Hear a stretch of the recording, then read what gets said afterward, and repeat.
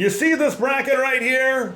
This is an absolute chef's kiss of a bracket looking through my green and yellow Oregon glasses. Duck fans, you know who you're rooting for on Conference Championship Saturday? You're rooting for Texas Tech to defeat BYU for the second time this season.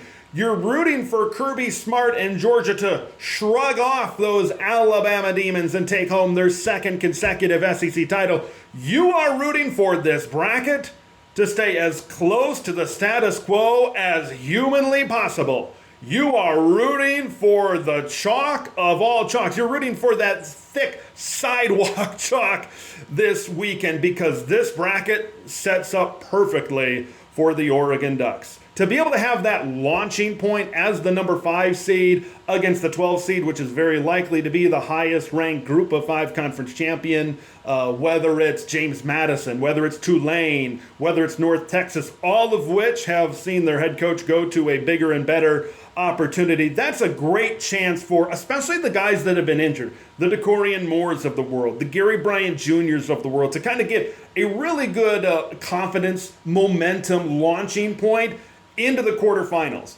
And when we talk about the quarterfinals and we talk about a favorable matchup, Texas Tech is the one you want right now because you look at Ohio State, they're a juggernaut. You want to avoid them as long as you possibly can while maintaining a favorable path. We know Indiana, of course, went into Autzen. They presented challenges for Oregon. And Georgia, although they've had some close games this year, they're still Kirby Smart. They're still Georgia. Texas Tech, I think, is a good program. I think is a very good football team. I just think Oregon is a lot more talented on a neutral site. I feel really good. I'd feel really confident to be able to make the run to the semifinals. And then once you're able to do that, everybody's good once you get to the Final Four. And then then you're taking on all comers. Doesn't matter. You got to beat good teams once you get to that point.